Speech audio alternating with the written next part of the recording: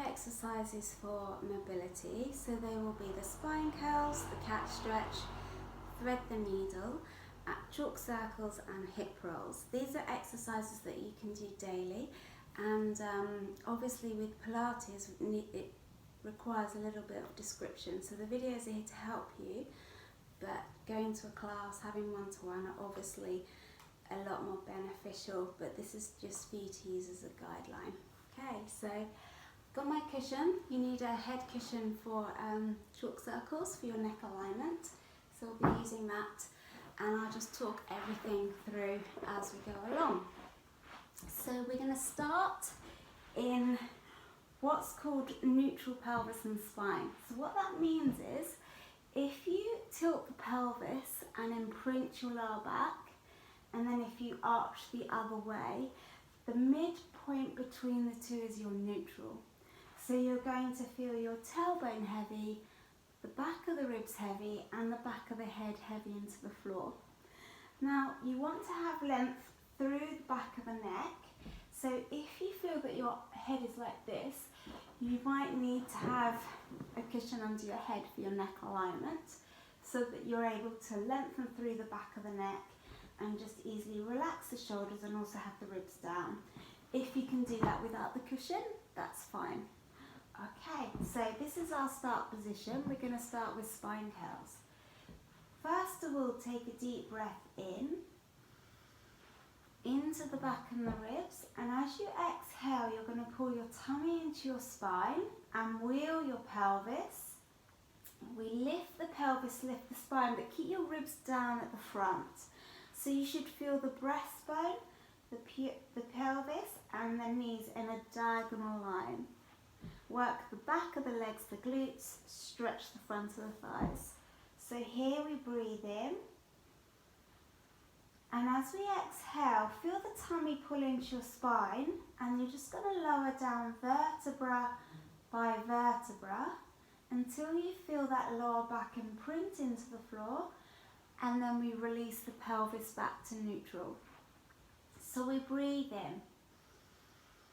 As we breathe out, pull up the pelvic floor, tummy pulls in, tuck your pelvis until you feel your lower back imprint. And then you're going to lift your pelvis, lift your spine, and stretch those knees forward. Keep the ribs down. Breathe in. Relax the shoulders and just let gravity take you down, vertebra by vertebra. Imprint that lower back and then release at the end. Again, breathe in.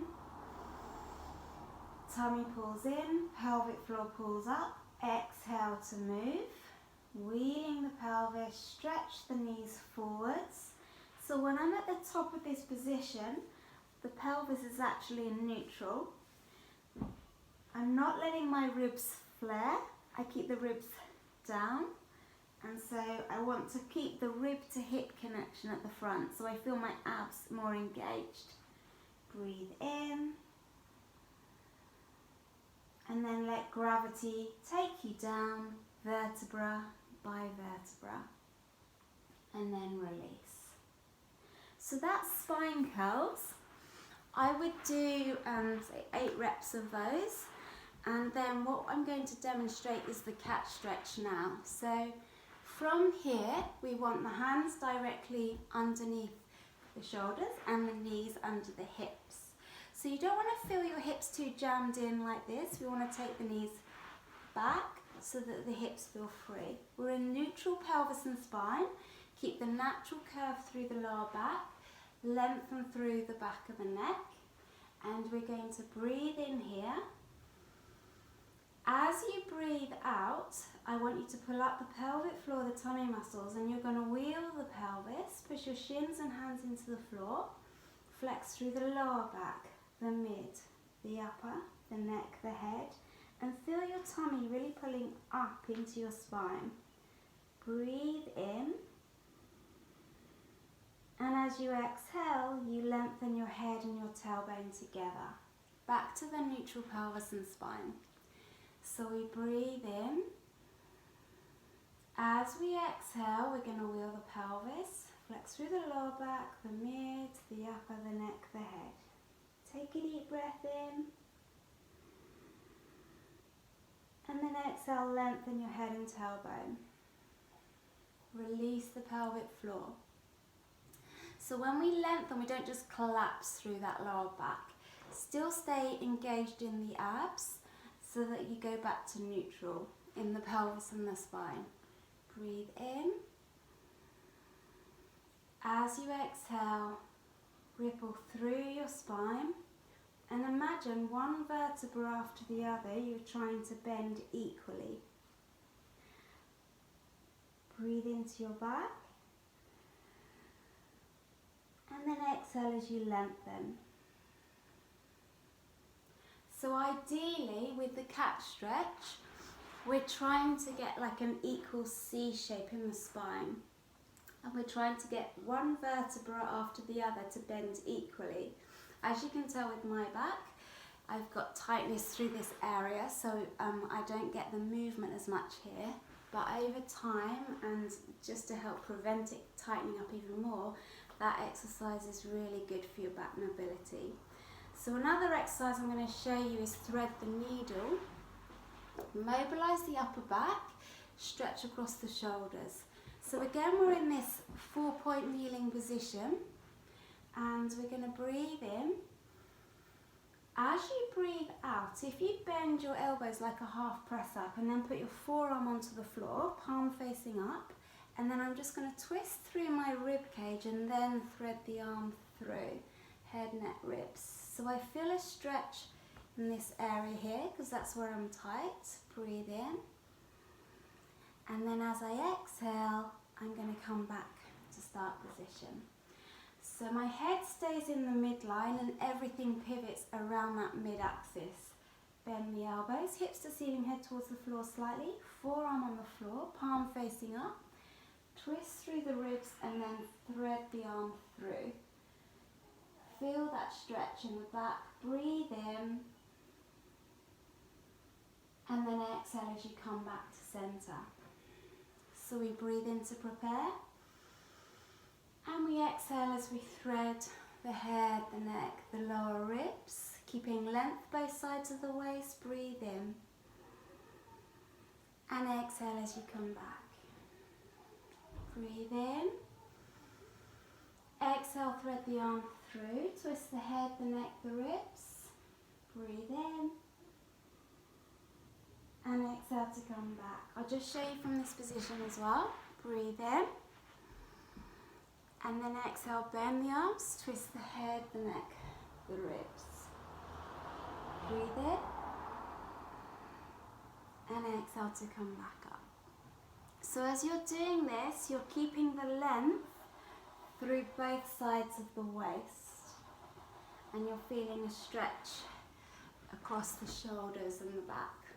So we don't want to let the shoulder go like this. Think of moving more through the ribs when we do that one, so you mobilise the upper back more. So that's thread the needle. The next exercise I'm going to show you is really nice. You're going to need a cushion for this one. So this is to mobilise through the upper back and also the head, the neck, the shoulders as well. So have your legs in like a chair position, your head down onto the cushion. You can have a smaller cushion than this if you prefer. And shoulders away from your ears. You're going to breathe in as you lift the top arm up level with the ear, and then we twist the head, the neck, the ribs as you circle the arm round, keeping the hips still, down past the hip, back to start position. So you lift the arm up level with the ear, think of your waist lengthening, tummy pulls in, and I twist the head, the neck, the lower ribs, but I keep the ribs down at the front, not to let the ribs flare, and I take the arm down past the hip, back to start position. So I breathe in as I lift the arm up, engage the abs as I twist, keeping length in the spine, not letting the ribs flare at the front. So the main movement is the spine rotating on that mid-axis, keeping the length from the tailbone to the head, stretching up those fingers, and the arm stays on the same angle as the rib cage as you circle round. Breathe in as you take the arm up, head, neck, ribs, circle round. And then you just make it a fluid movement. Breathe in. So it's like you're drawing a circle around your whole body. Keeping your hips still, keeping your knees together so that you feel the stretch across the back as well. So this is a really nice one to do. So you can also do, obviously you will be doing that on both sides. So just do it on both sides too, just to demonstrate. If you're laying on a mat, you can line yourself up with the back of the mat. Head down, shoulders away from the ears. Breathe in as the arm lifts up. Head, neck, ribs rotate. And my arm is on the same angle as the rib cage as it comes round. My head is heavy into the cushion the whole time. Breathe in as you lift up. And exhale as you rotate round. Keeping the knees still and the hips still. So you don't want to let your lower back move. It's all movement through the upper back, the head, the neck. And as I said, the arm is just a continuum of that.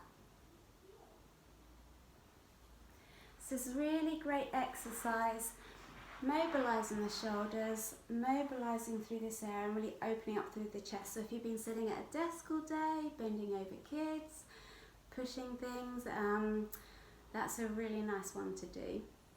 So the last one that I'm going to show you in this video, get rid of this cushion, is hip rolls.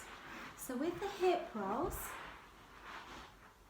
laying on our back, so the feet and the knees are together, your arms are out to the side. So you're in neutral pelvis and spine again. Round the shoulder blades down, so the lower border of the shoulder blades stay into the floor the whole time. So we're going to breathe in. As you breathe out, let one foot stack on top of the other, but ground the shoulder blade into the floor that you're stretching away from. Breathe in there. And then as you exhale, you pull the abdominals in and think one rib below the other, wheels back to bring your pelvis and your knees back to center. So you breathe in. As you exhale, hips go over to the side, ground the ribs down at the front, tummy pulls in, ground the shoulder blade on this side down. So to come back, don't think of moving your legs, think of just underneath the shoulder blade as you exhale, one rib below the other. So you're using your obliques, your waist, to drag those legs back to center. Breathe in. Exhale to move.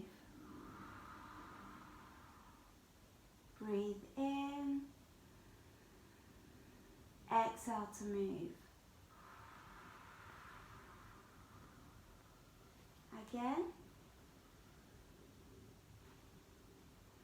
So it's not a very big movement with the legs, it's actually quite a small movement. It's how much rotation do I have through my lower back and the pelvis moving as a block without it affecting the upper body, without letting the shoulder blades come off the floor. So I've got to ground that shoulder blade down into the floor that I'm stretching away from and feeling length through both sides of the waist.